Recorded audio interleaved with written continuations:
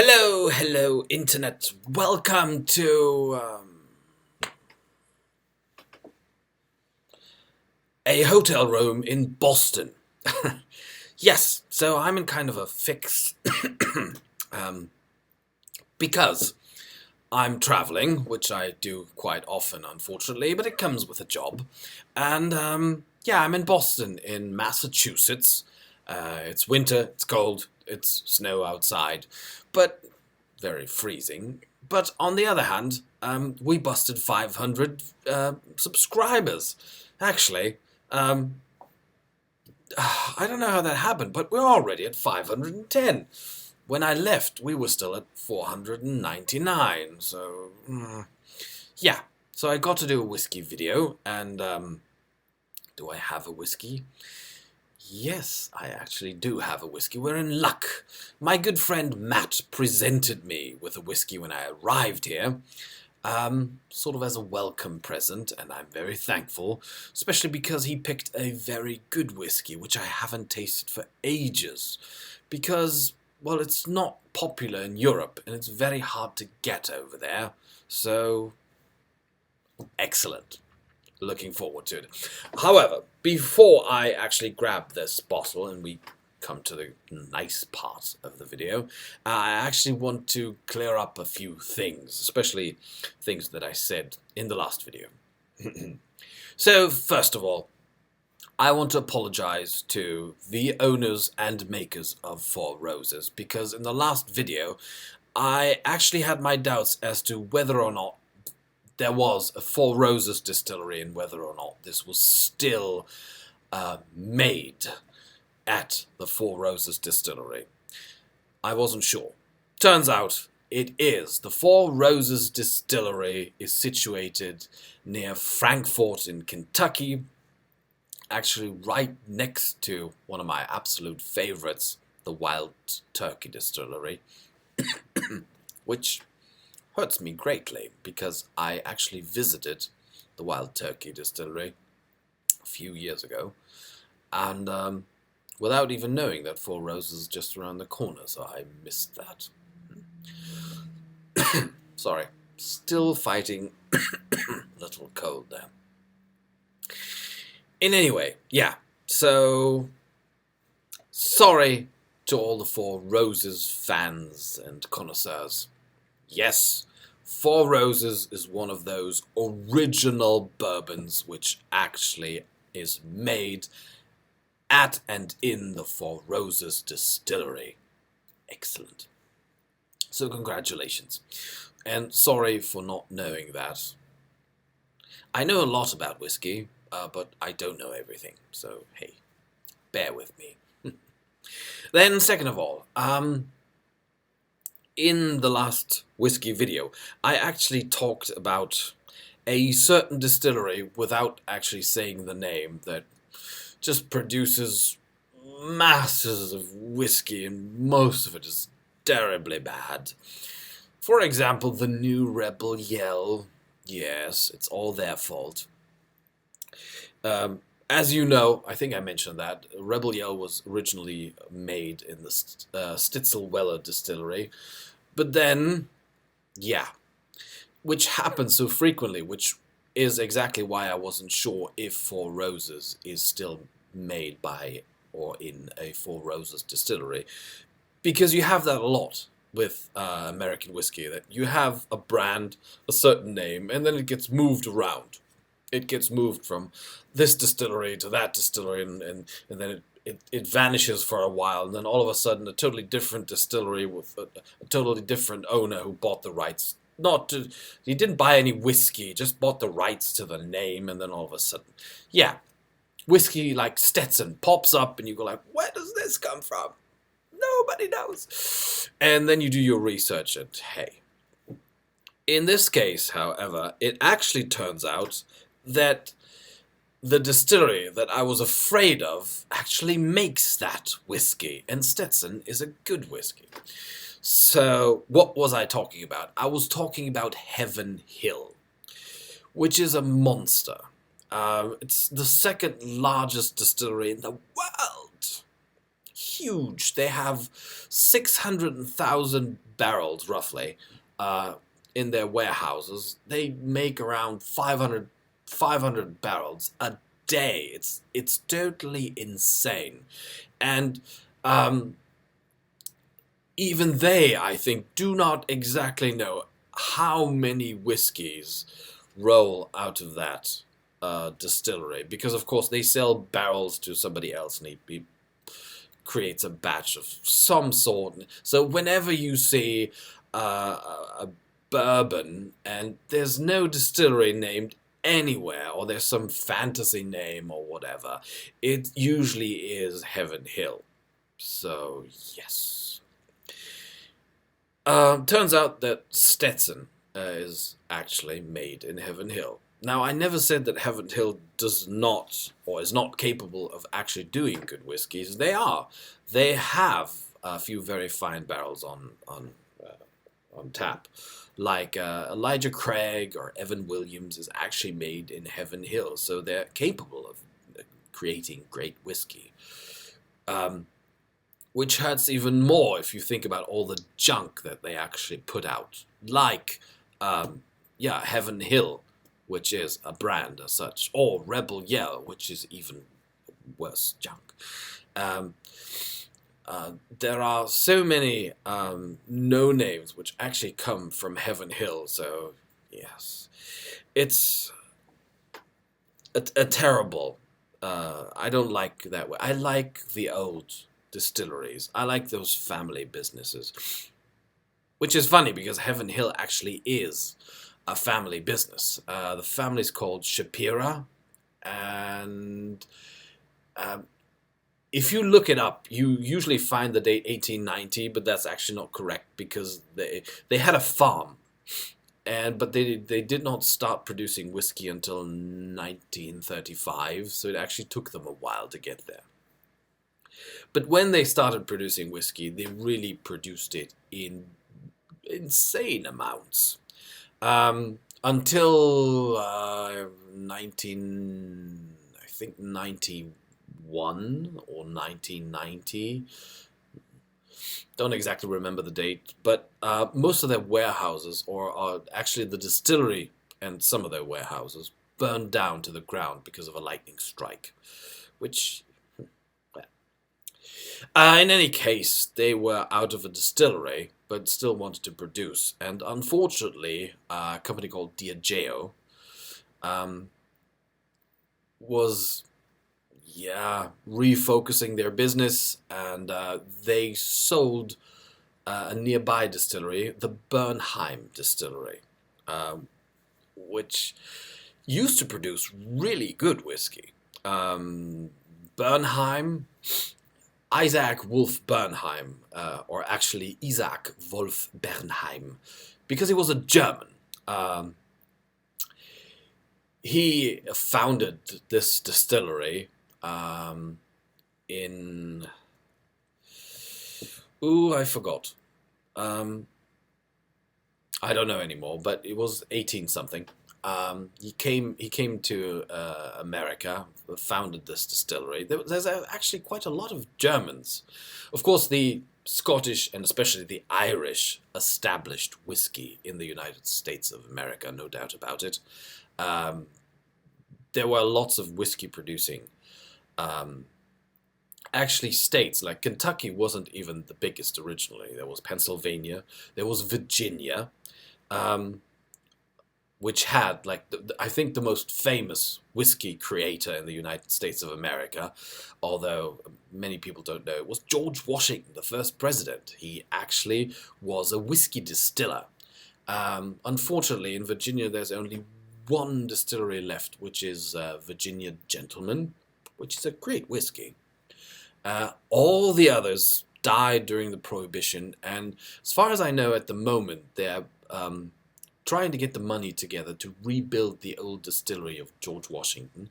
So there will be, well, I mean soon, but we're talking about whiskey. So I don't know, about 5 or 8 years, there's going to be a George Washington whiskey again. I don't know how they're going to call it, but hey. Yes. So this George Washington whiskey will then actually come out of a George Washington distillery. It's not going to be the original one because it doesn't exist anymore, but there's not photos, but there are paintings, and they actually dug up the ground and found some remains, so they have a pretty good idea of what it looked like, and so they're trying to recreate it as best they can. It was actually a pretty large distillery for the time back, but then again, being a former, or actually the former first president of the United States of America, I dare say he had some funds to do that. So yes, Virginia. Unfortunately, no longer. Kentucky is the whiskey state at the moment, and there's also Tennessee, where there are 2 distilleries left. But we'll get to that a little later. So yes, Heaven Hill had the fortune, after having lost their own distillery and still wanting to mass produce, of being able to purchase the Bernheim distillery. And yeah, I don't know, good old Ike Bernheim would have probably started rotating in his grave had he known. Yeah. He actually started producing whiskey with very nice marketing ideas. He was of the opinion that Bernheim would probably not sell too much whiskey because it's a Jewish name, and back in those days, well, there were a lot of people who, weren't too fond of Jews, which is a crazy idea, but as we all know, there was quite a long period in history where people had, I don't know, resentments toward Jews and Jewish products.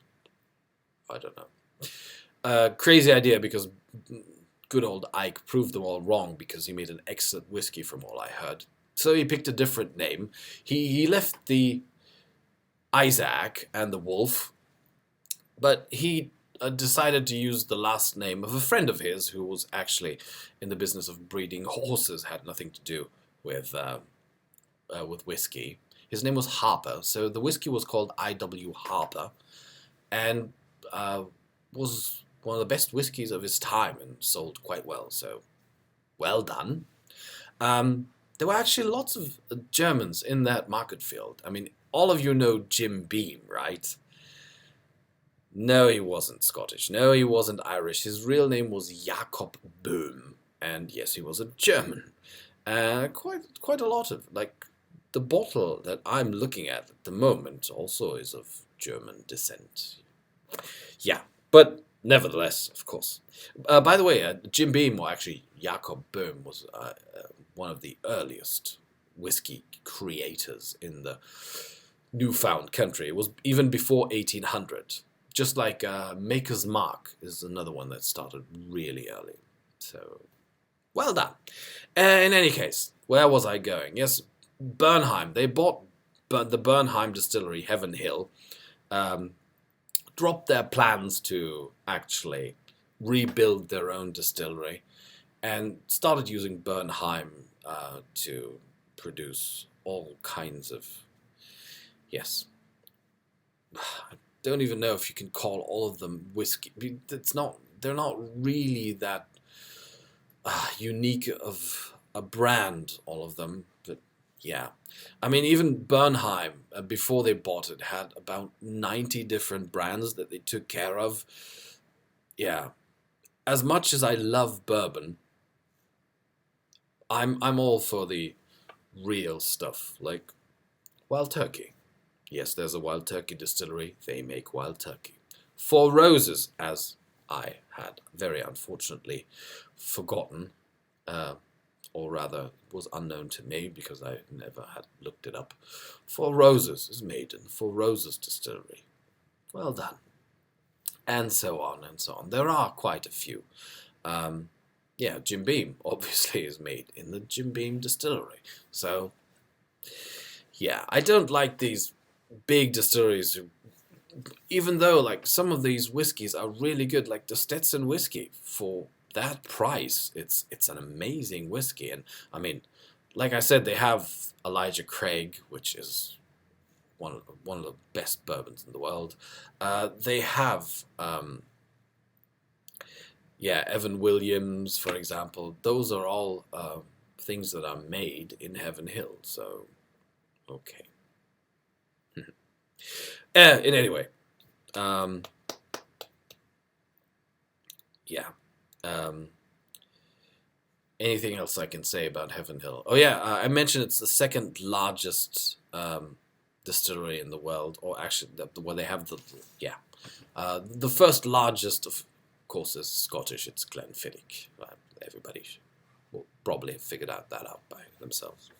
So I'm looking at that bottle. I'm looking at the bottle. Isn't it nice? Yes. Now here we go. Here it is. And yes, this is also of German descent, but this is not a bourbon. It's an American whiskey, but it's not a bourbon. Oh no. This is George A. Dickel, which is a Tennessee whiskey. And I absolutely insist on that being a big, big difference. Because Tennessee whiskey is charcoal mellowed, while bourbon is not. There's a big difference. The guys in Tennessee use the so-called Lincoln County mellowing or filtering, which is they use sugar maple charcoal to actually filter the whiskey to make it smoother and purer. And yes, you can definitely taste that. Jack Daniels is a Tennessee whiskey, and although I do not recommend it, I do not drink it. If you really want to have a taste of the real thing, you might want to go for a glass of Gentleman Jack. It's a good whiskey. I never doubted their capability of making good whiskey. I just hate their marketing. That's the point. This guy I like a lot better. First of all, he was a German, which is funny enough, so his real name wasn't George, it was Georg. He came to America in 1844 together with his wife. And actually he worked as a whiskey merchant. So he purchased barrels from a distillery, filled it into bottles, and then sold it. And he was quite successful with that. He had a good hand and was a good merchant, was good in trading. So after a while, he had saved up enough money to actually buy the distillery that he got the barrels from. And George actually had some pretty unique ideas. Like, first of all, there's a main difference between, well, there are several main differences between this Tennessee whiskey and all the other Tennessee whiskeys which are still around, which were around right now. By now, it's only Jack Daniels. But when they made this, there were actually quite a lot of Tennessee whiskey distilleries. But during the Prohibition, most of them just died out, had to close down. Only a few, like six distilleries, all in all of the United States, had a license to produce alcohol for medicinal purposes. So, I don't know actually. I know that Bernheim had one of those licenses. I don't think George actually had, but you all in Jack Daniels, when you see the commercials, they all take it easy. There are like 3 people hanging around the distillery. Actually, Jack Daniels is a mass-producing monster. They have like, I don't know.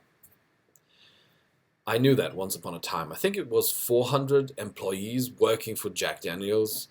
George, last I checked, which was about a year ago when I was last on their website, they had 29 people working there. So these guys really take it easy. So, but I wanted to talk about the differences. So, first difference is George always wrote his whiskey with a Y, not an EY, like I usually write it, and like all the other American whiskeys, the US American, like the bourbons, and the other Tennessee whiskey, like Jack Daniels, the whiskey is written with EY. This one, no. George thought, nah, that doesn't look right. I'm not going to do that. I'm going to stick to this way. So he was a rebel from the start. He also found that, oh, if I chill my whiskey before filtering it, before letting it run through the charcoal, then it gets even smoother. So till this day, they chill their originally product before actually filtering it. And when they filter it, they actually filter it through a wool blanket. They put a wool blanket over the charcoal and then pour the whiskey, because it spreads it out more evenly, and that seemingly has an effect. So yeah, glass. I'm in a hotel, so I don't have a nosing glass or a tumbler, but this will do, I dare say. So yeah, anything else? Oh yeah, there's a guide. There's a whiskey guide from a guy called Jim Murray, which I value highly. He's one of the best whiskey experts in the world, and he actually elected this one, which is number 12, one of the best, among the best 10 whiskies in the world. Now, let's see if we can agree with him. Because, like I said, last time I drank a George Dickel was, 1994, 1993, somewhere around that time, ages ago. Because, like I said, it's very hard to get in Europe. So, we're going to try that right now. There we go. Screw it.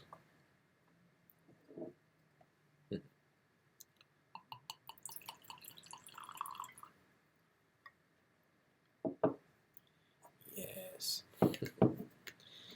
Good old George. I actually don't know where he came from originally. I know that he was a German, but no idea where exactly. I just know that he came in 1844, that he emigrated to the States with his wife. Don't know exactly why. So, here we go. Ooh, yes. That smells of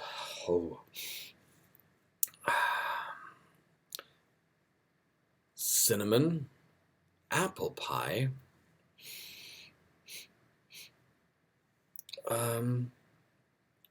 some rye, a little bit of honey, I dare say.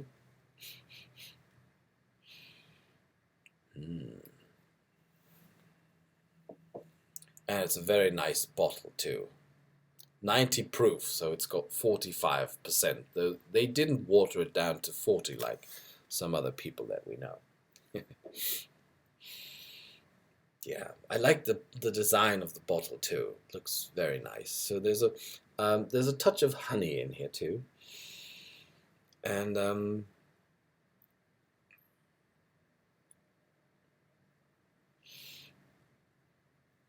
little bit of lemon too. Very complex, all in all. So here we go.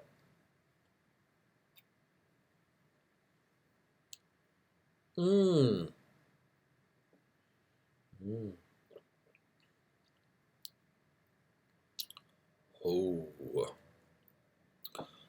George, well done. Well done. There's definitely more cinnamon in here. Apple pie is pretty prominent, actually. Apples, absolutely. Very little bit of the barrel. You can have that hint of oak. George, number 12, huh? Yeah, Very clean, very smooth. This is excellent stuff. To 500 subscribers. Cheers.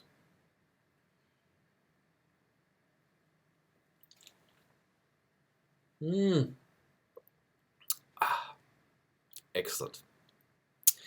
I think I'm going to grab a good book now and lie down on that hotel bed over there. Enjoy the rest of the glass. I bid you all a very good night wherever you are, and I hope to see you soon. And of course I'll have a new whiskey video when we reach 600. I'm getting kind of arrogant. I don't know why. Alright, anyhow, I hope you enjoyed this little whiskey rant. Yes, and always remember, whiskey, or actually a good drop that contains alcohol, good drop of any kind, is not going to kill you. It's not illegal usually. It's not unhealthy. All you have to do is remember this should not be booze. You should not drink it because you want to get drunk and you want to feel dizzy and lie down and throw up on the floor. This is something that you savor, that you enjoy. You drink this little sip here, and then that's it. Afterwards, you can drink a glass of water and then go to bed. Or do something else enjoyable, but do not drink any more, because that would totally ruin it, and it would be a waste of this wonderful, complex water of life, which can give you so much joy. I mean, all the different smells, all the different tastes. I mean, all of your taste buds explode when you drink something like this. You shouldn't ruin it by abusing it. So, enjoy with one glass. Not full, just a little bit. Alright. I'll see you all in the next video, whenever that will be. Like I said, I'm going to be traveling for quite some time. I'm going to be in Berlin, in Germany next week, and hopefully in 2 weeks I should be back home, and then I can start doing whiskies again. And videos. Whiskies and videos. So, Pike is signing off. See you then. Bye-bye.